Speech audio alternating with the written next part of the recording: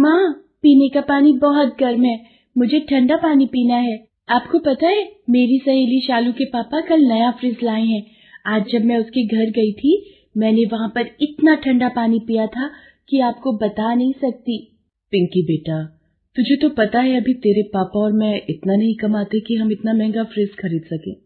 हाँ, तुझे ठंडा पानी पीना है ना? आज मैं काम से आते हुए मालकिन से बर्फ लेती आऊंगी, फिर बर्फ का पानी ठंडा करके पी लेना।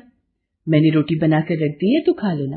माँ, लाइट चली गई, मुझे बहुत गर्मी लग रही है। क्या मैं भी आपके साथ काम पर चलूं? वहाँ पंखे में थोड़ी देर बैठ जाऊंगी।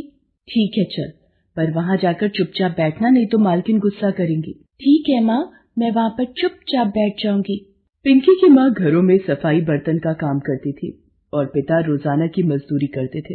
गरीब के लिए तो हर मौसम एक चुनौती बनकर आता है। हर बार की तरह इस बार भी गर्मी ज्यादा पड़ रही थी और पिंकी गर्मी से परेशान थी। पंखे की थोड़ी हवा मिल जाए इसी उम्मीद से पिंकी आज अपनी माँ के साथ काम पर चली जाती है। अरे शारदा, पिंकी को साथ लाइए। क्या हुआ? मालकिन ये साथ आने की जिद करने लगी तो लाना पड़ा। मैंने इसे मना भी किया पर। अच्छा ठीक है, तू पहले जाकर बर्तन कर ले, और पिंकी तू मेरे साथ आ। अब तू आई गई है तो एक काम कर, छत की झाड़ू लगाकर सारे गमले एक तरफ करके रख दे। पर मैं तो पंखे। ओह नो, छत पर कितनी गर्मी है। ओह मॉम, आप छत पर क्या कर रहे हो? प्रिया बेटा, तुम छत पर क्यों आई हो? जाओ एसी चलाकर बैठो और अपनी आइसक्रीम नीचे जाकर खाओ। तुम्हें कितनी बार समझाया है, इन काम वालियों के सामने कोई भी चीज मत खाया करो, नजर लग जाती है। अब जाओ, नहीं तो धूप में पैर जल जाएंगे। मैं पिंकी को काम समझा कर आती हूँ, तब तक एसी चलाकर कमरा ठंडा कर दो। ओके मॉम, कितनी टेस्टी आइसक्रीम है। अब इसे खाते हुए मैं टीवी पर अपना फेवरेट शो देखूंगी। अरे बाप रे, धूप से तो शरीर मानो जल जाएगा। पिंकी सुन, तू अच्छे से झाड़ू लगाकर ही नीचे आना, मैं जा रही हूँ। धूप में और खड़ा नहीं हुआ जाता। पिंकी की आंखों में आंसू आ जाते हैं। वो बेचारी तो पंखे की हवा खाने आई थी, पर मालकिन ने उसे काम पर लगा दिया। पिंकी तब की धूप और गर्मी में छत पर झाड़ू लगाने लगी। तभी शारदा आ जाती है। पिंकी, ला बेटा, झाड़ू मुझे दे, मैं लगा दूंगी, तू छांव में जाकर बैठ जा। माँ, मैं नीचे जाकर पंखे में बैठ जाऊं? यहाँ बहुत धूप और गर्मी है। ठीक है बेटा, मैं आंगन का पोछा लगाकर पंखा चलाकर आई हूँ, तू थोड़ी देर बैठ जा, तब तक आंगन भी सूख जाएगा। मैं आकर पंखा बंद कर दूंगी। पिंकी नीचे जाकर आंगन में बैठ जाती है। तभी मालकिन फ्रिज में से आम निकालते हुए बोली, पिंकी इधर तो आ जरा। लगता है मालकिन मुझे आम खाने को पूछ रही है। कब से मैंने आम नहीं खाया। जी मालकिन, आपने बुलाया? ये पंखा फालतू का चला रखा है, बंद करो इसे।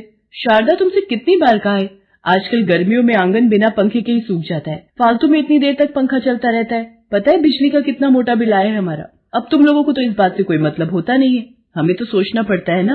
मॉम, मैंगो शेक बनाकर जल्दी आओ, मैंने एसी चला रखा है।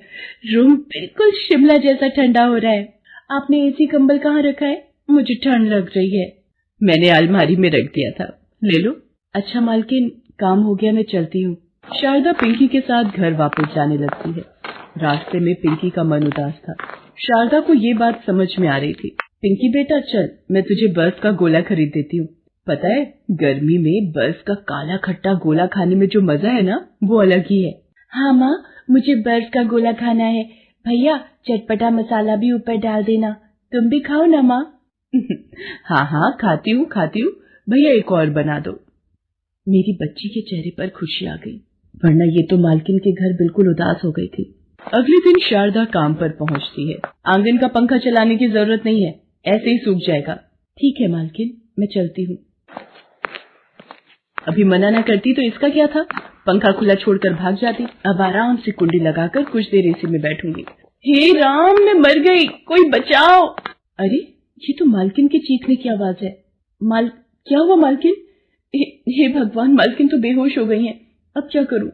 मेरे पास तो मालिक का फोन नंबर भी नहीं है। हाँ, रिक्शा बुलाकर इन्हें डॉक्टर के पास ले जाती हूँ। शारदा रिक्शे वाले की मदद से मालकिन को बराबर वाले डॉक्टर के पास ले जाती है। घबराने की कोई बात नहीं है, अचानक गिरने की वजह से ये अपने आप को संभाल नहीं पाई, इसलिए बेहोश हो गई। पता नहीं, अचानक पानी पर पैर फिसला और मैं गिर गई। शारदा, तुम मुझे यहाँ लेकर आई हो, पर तुम तो चली गई थी। नहीं मालकिन, वो मैं सीढ़ियों का पोछा लगाना भूल गई थी, तो वही लगाती हुई सीढ़ियों से नीचे तक जा रही थी। अचानक